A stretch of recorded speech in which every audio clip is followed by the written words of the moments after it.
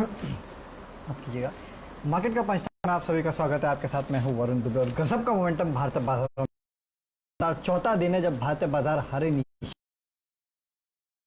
गजब ही कर दिया। 11,000 पर जाके हमने क्लोजिंग दिए और अच्छी खासी, ऐसे नहीं कि 5-10 पॉइंट के ऊपर ही गए हैं। 11,550 के आसपास आज जाके भारतीय बाजारों में क्लोजिंग दिए। इससे अच्छा और क्या हो सकता है। हम लगातार इस प्लेटफॉर्म पे कह रहे थे कि अगर 11,500 के ऊपर जाके एक बार क्लोजिंग देगा मार्केट तो आपको फिर नई तेज़ी देखने मिलेगी जो आपको 11,700 तक लेके जाएगा और उसके बाद 12,000 के आसपास का लेवल जो है वो भी आपको जल्द देखने मिल सकता है। लेकिन 11,500 इस लेवल को तोड़ना और देना अपने आप में काफ़ी अच्छी बात है। आज वैसे तो हम खुले 11,500 के ऊपर थे, 11,510-12 के आसपास खुले थे।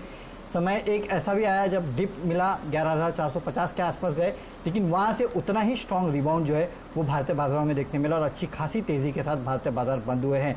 और देखिए लगातार इतने दिन से जो भारतीय बाजारों को मदद कर रहा है वो है बैंक निफ्टी। आप बैंक निफ्टी को देखिए, आज भी 1.25% से ज़्यादा की तेज़ी देखने मिली। 300 पॉइंट से ज़्यादा की तेज़ी जो है वो बैंक निफ्टी में देखने मिली और इसी की मदद से आज भारतीय बाजार जो है उन्होंने 11,500 के लेवल को पार करने में कहीं ना कहीं सक्षम थे।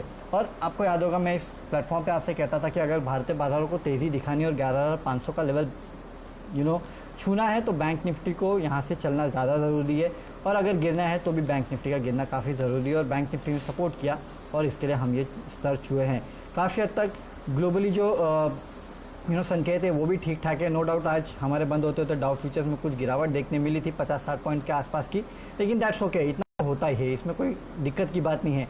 बाकी ग्लोबल मार्केट्स अगर आप देखें तो ओवरऑल मार्केट्स अगर आप देखें तो मिले जुले ही थे, तो कोई बहुत बड़े नेगेटिव संकेत नहीं थे और इसके लिए हम टेक्निकल्स के बेसिस पे ट्रेड कर रहे हैं। अगर कोई नेगेटिव संकेत आएंगे तो शायद हम फंडामेंटल फिर से रिवर्सल दिखाएं, लेकिन फिलहाल ऐसे कोई टेक्निकल संकेत है नहीं और इसके लिए आप देख रहे हैं कि टेक्निकल के बेसिस पे फंडामेंटल संकेत नहीं होने के कारण टेक्निकल के बेसिस पे हमारे मार्केट जो है वो लगातार चलते जा रहे हैं। लिक्विडिटी का इम्पैक्ट जाहिर सी बात है और उस लिक्विडिटी को आपको रिस्पेक्ट करना चाहिए, वो अब मार्केट में हो रहा है। अब यहाँ से क्या, तो यहाँ से सबसे पहले तो 11,500 का लेवल अगर नहीं टूटता है, नो डाउट इंट्राडे में ऊपर नीचे होगा, लेकिन क्लोजिंग बेसिस पे अगर ये नहीं टूटता है तो अभी भी 11,500 के ऊपर जारी रहेंगे। तेज़ी जो है वो जारी रहने वाली है जो आपको 11,700 तक लेके जा सकती है। उसके बाद 11,900 के आसपास के लेवल आपको देखने मिल सकते हैं। तो ऐसे ट्रेड आप लीजिएगा और नीचे 50-60 पॉइंट के आसपास का स्टॉप लॉस जो है वो आपको रखना चाहिए। ठीक है, चलिए आप सवाल जवाब का सिलसिला शुरू करते हैं और देखते हैं किस पे सवाल आ रहे हैं। तो यहाँ पे येस बैंक पे अभिषेक भारद्वाज पूछ रहे हैं कि क्या करना चाहिए। देखिए येस बैंक हमारा ट्रेड था 15 रुपये और उसके बाद 18 रुपये दोनों हो चुका है। 15 के आसपास का लेवल पे ये काउंटर भी ट्रेड कर रहा है। अगर 15 के ऊपर चला जाता है और टिकता है तो शायद ये 18-19 रुपये के आसपास जाएगा, नहीं तो ये फिर से यहाँ से 12.5 रुपये के आसपास जा सकता है। तो नीचे 12.5, ऊपर 16 रुपये, ये फिलहाल इस काउंटर में ट्रेड होना चाहिए मेरे ख्याल से। अगर आप लंबी अवधि के लिए चाहते हैं तो इस कंपनी में पैसा नहीं लगाना है। हाँ, ट्रेड करने के लिए इन लेवल्स के साथ 13.5 नीचे, 12.5 नीचे और ऊपर 16 रुपये। अगर 15 के ऊपर निकलता है तो 16 निकल जाएगा, तो फिर 18-19 के लेवल आपको देखने मिल सकते हैं इस काउंटर पे। ठीक है, ट्रेडिंग बेट है, not a fundamental bet. Portfolio में मत रखना है इस काउंटर। सौरभ धवन पूछ रहे हैं बजाज फाइनेंस पर व्यू दीजिए। देखिए बजाज फाइनेंस अगर आपने सुना होता मुझे पहले तो मैं 1900 के लेवल से चिल्ला रहा था कि बजाज फाइनेंस ले लीजिए। अब ये काउंटर 3,500-4,000 के आसपास ऑलरेडी आ चुका है। किन लेवल पे ट्रेड कर रहा है मुझे एग्जैक्ट लेवल देख लेने दीजिए इसका। देखिए 3,600 पे ट्रेड कर रहा है ना, ठीक है।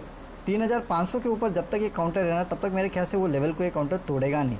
हालांकि 3,400 इसका इंपॉर्टेंट 200 डे डीएमए है, लेकिन 3,500 एक साइकोलॉजिकल लेवल है जिसको पार करने में इस काउंटर को काफ़ी टाइम भी लगा था।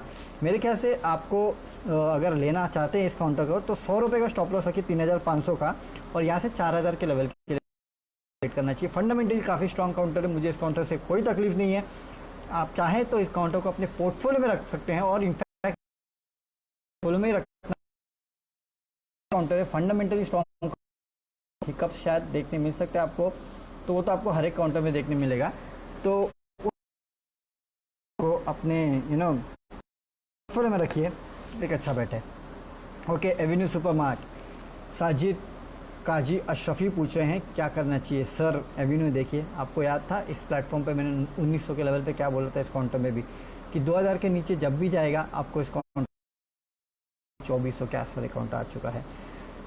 अब 2400 के आसपास आ चुका है तो इस काउंटर के लिए 2500 इम्पोर्टेंट हर्डल है, तो वहाँ शायद ये अटकेगा। 2560 का इसका 52 वीक हाई भी है, ऑल टाइम हाई भी है, तो उसको क्रॉस करने को इस काउंटर को थोड़ा टाइम लग सकता है, बहुत फेवरेबल नहीं है। सिर्फ इसलिए मैं कह रहा हूँ कि थोड़ा संभल के ट्रेड कीजिएगा, क्योंकि यहाँ से अटकेगा ये काउंटर इसके लिए। तो 2500 का लेवल अगर आप चाहते हैं तो उसके लिए इस काउंटर को ट्रेड कीजिएगा, लेकिन फिर स्ट्रिक्ट स्टॉप लॉस रखिए। 25 रुपये का स्टॉप लॉस रख लीजिए, ऊपर 75 रुपये का ट्रेड ले लीजिए। अगर आप लॉन्ग टर्म के लिए चाहते हैं कि मैं लॉन्ग टर्म के लिए रखूँ, तो अभी भी ले लीजिए, मुझे कोई तकलीफ नहीं है। इसका पी भले आपको 100 का पी मिले, लेकिन कुछ कंपनीज ऐसी होती है ना जिनका पी कितना भी हाई हो, ये कंपनीज चलेंगी। रीजंस काफ़ी आपको इस प्लेटफॉर्म पे काफ़ी बार समझा चुका हूँ कि व्हाट इज़ द रीज़न कि इन काउंटर्स में क्योंकि आपके प्रमोटर के ऊपर उतना कॉन्फिडेंस है, मार्केट पार्टिसिपेंट्स इस कंपनी में काफ़ी अच्छे तरीके से बैठे हुए हैं, तो वो कभी बेचेंगे नहीं ये स्टॉक्स को। और इसके मेरे ख्याल से ये है ऐसा जो भी है इसका साथ। तो पी भी नहीं देखे इस काउंटर का, लेना है तो ले लीजिए अभी भी आपको इस काउंटर में कोई प्रॉब्लम नहीं। काउंटर के ऊपर काफ़ी लोग सवाल पूछे हैं, मेरे ख्याल से मुंजल ऑटो या मुंजल शोवा, मुंजल शोवा शायद आशीष का जैकपॉट शेयर भी था। और आप एक बात समझिए, auto ancillary as a space पे काफ़ी लोग अब बुलिश हो रहे हैं। सीधी सी बात है, अगर ऑटोस चलेंगे तो ऑटो एंसिलरी क्यों नहीं चलेगा भैया, ये याद रखना है आपको।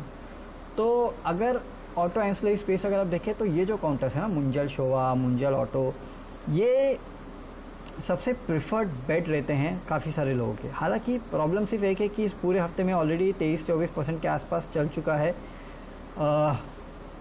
अब इसका 52 वीक हाई भी 60-60, आज इसने अपना 52 वीक हाई भी बना लिया मेरे पास। तो थोड़ा कूल ऑफ होने दीजिए इस काउंटर को, और उसके बाद चाहिए तो आप इस काउंटर को ले सकते हैं। हालांकि अगर आप एक समय देखेंगे तो एक समय काउंटर शायद इसके काफ़ी ऊपर ट्रेड करता था, मुझे एक बार देख लेने दीजिए किन लेवल पे ट्रेड करता था। आज से अगर आप 1-1.5 साल पहले का, 1.5-2 साल पहले का लेवल देखेंगे तो 1 सेकेंड जस्ट होल्ड। ओके, साल के हाईस पे तो ऑलरेडी पहुंच चुका है, चलिए ठीक है, ये बहुत अच्छी बात है।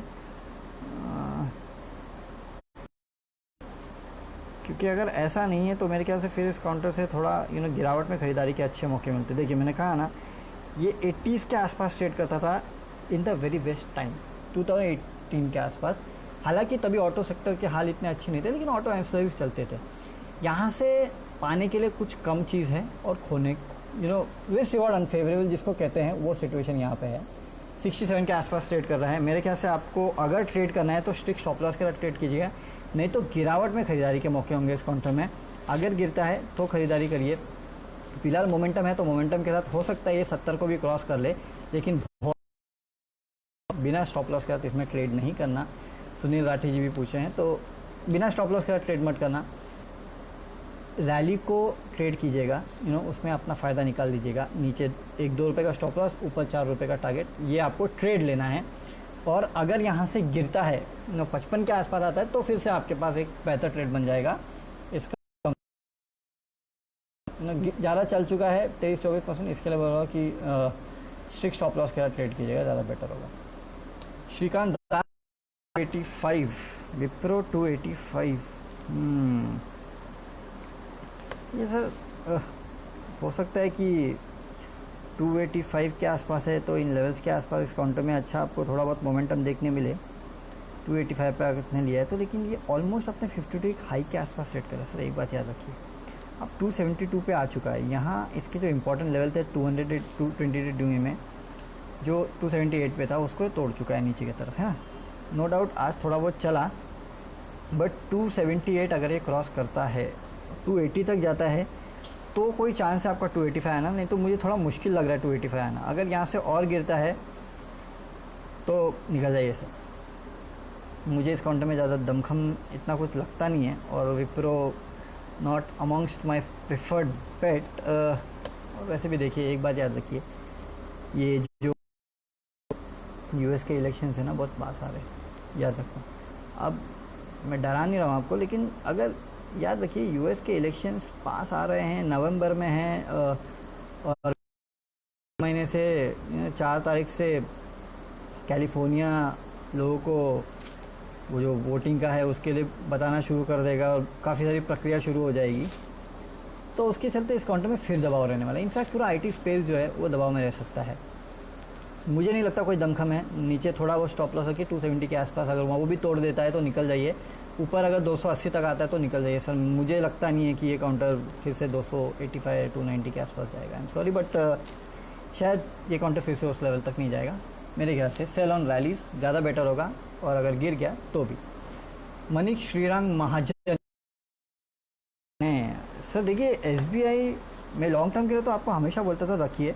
एक बहुत अच्छी बात हुई है इस काउंटर के साथ कि 203 204 का लेवल के आसपास जब अटकता था ना, वहाँ से ये काउंटर निकल चुका है और अब देखिए 210 के आसपास आ चुका है। मेरे ख्याल से इस काउंटर में नो डाउट इस पूरे हफ्ते में 5-6% के आसपास की रैली देखने मिली है, लेकिन अब यहाँ से जो नई ट्रेजेक्ट्री ऑफ रैली है इस काउंटर में वो शुरू हो गई है। फिलहाल इस काउंटर को आपको 245 के लेवल के आसपास के लिए ट्रेड करना चाहिए। नीचे 203 204 के आसपास का स्टॉप लॉस रख लीजिए, ₹40 का स्टॉप लॉस, और यहाँ से ₹40 के आसपास की रैली जो है आपको इस काउंटर में फिलहाल देखने मिल सकती है। मैं आपको हमेशा कहता था पोर्टफोलियो में रखिए, अभी भी कहता हूँ कि इसको अपने पोर्टफोलियो में रखिए। This is one of the best Indian banks, at least PSU में तो इंडियन बैंक्स में सबसे बेस्ट है ये। और एक बात याद रखिए, SBI failure is India's failure, ये याद रखना। तो यू कैन नेवर थिंक कि इंडिया विल फेल, तो यू कैन नेवर थिंक कि SBI will fail. Ups and downs आते रहेंगे। क्वालिटी है, पोर्टफोलियो में बना के रखिए अगर अच्छा लगता है तो, और नहीं तो जो ट्रेड मैंने बोला वो ट्रेड आप ले सकते हैं। चलिए इसी नोट पे आप विदा लेते हैं। कल आपके साथ फिर इसी प्लेटफॉर्म पे जुड़ेंगे। आपके जो बच्चे कुछ सवाल है उनका जवाब देने के लिए सुबह 7 बजे हमारे साथ जुड़ेगा, तो आपको बताएंगे कि ग्लोबल क्यूज़ कैसे हैं, उनका भारतीय बाजारों पे क्या इम्पैक्ट होगा और कौन से इंपॉर्टेंट लेवल्स है जिन पे आपको नजर रखनी है। तब तक के लिए सी यू एंड गुड बाय।